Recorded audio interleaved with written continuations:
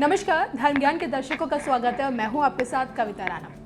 गांधार नरेश शकुनी महाकाव्य महाभारत से जुड़ा देखिए एक ऐसा किरदार है जिसकी साजिश की वजह से गांधारी को अपने 100 पुत्रों को खोना पड़ा। षड्यंत्रकारी शकुनी की वजह से ही पांडवों और कौरवों में युद्ध हुआ और अंततः शकुनी को स्वर्ग नसीब हुआ। सवाल उठता है कि भाई क्यों?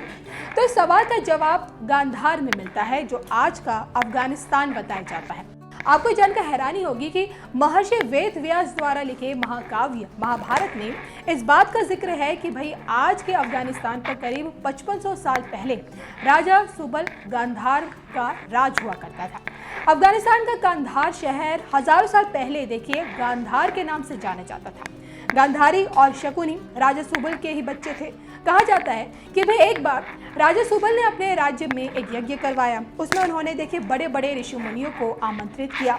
अब इस यज्ञ में एक ऋषि मुनि ने राजा सुबल को गांधारी के बारे में बताया कि भाई उनकी बेटी की किस्मत में एक दोष है। दोष में बताया गया कि भाई गांधारी का जिस किसी से भी विवाह होगा वो पुरुष उसके पश्चात मारा जाएगा। तो राजा सुबल को देखिए अपनी पुत्री बहुत ही ज़्यादा प्यारी थी और इसलिए इस दोष का निवारण करते हुए उन्होंने गांधारी की शादी एक बकरे से करवाई और उसके बाद उस बकरे को मार दिया गया। तो दोष दूर होने के बाद देखिए गांधारी का विवाह हस्तिनापुर के सम्राट धृतराष्ट्र से हुआ। अब राजा धृतराष्ट्र के लिए गांधारी ने अपने आप को भी देखिए अंधकार में धकेल दिया था।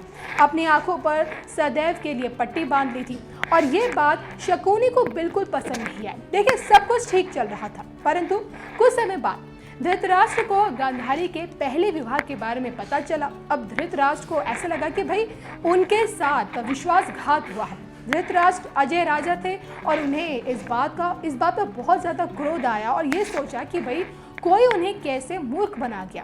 तो इसके लिए धृतराष्ट्र ने राजा सुबल के पूरे 100 सदस्य के परिवार को काल कोठरी में डाल दिया और ये आदेश दिया कि भाई पूरे परिवार को रोज केवल एक मुट्ठी अनाज खाने को दिया जाएगा।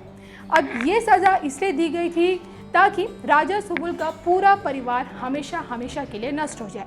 अब राजा सुबल को अब अपना अंत करीब लगने लगा था, वहीं कुल खत्म होने का भी उन्हें डर सता रहा था। अब ऐसे में उन्होंने ये सोचा कि कोई एक व्यक्ति जो सबसे बुद्धिमान है उसे पूरे परिवार का बदला लेने के लिए जीवित रहना होगा और इसलिए उन्होंने उनके परिवार से सभी सदस्यों को एक हड्डी दी और उसमें से एक धागा एक तरफ से दूसरी तरफ निकालने को कहा। इसमें देखिए सब लोग विफल रहे, लेकिन शकुनी ने यह कर दिखाया और उन्होंने एक तरफ चींटी को धागे से बांधा, दूसरी ओर अन्न का दाना रखा। अब चींटी उसका पीछा करते हुए हड्डी के दूसरी ओर चली गई और इस तरह से शकुनी को रोज अन्न मिलता रहा और रोज वो अपने परिवार के सभी सदस्यों को अपनी आंखों के सामने मरता हुआ देखता रहा।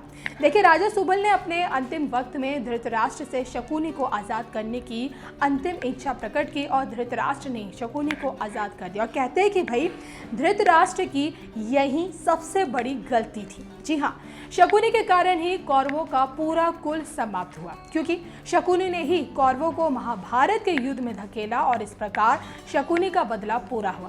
कहते हैं जो कि देखिए अपना बदला लेने के लिए शकुनी ने अपने प्राण भी निछावर कर दिए थे और इसलिए जीवन के अंतिम क्षणों में उसे स्वर्ग की प्राप्ति हुई। और यही वजह है कि केरल के मांद्री में शकुनी का एक मंदिर भी मिलता है जहाँ उनकी पूजा भी की जाती है।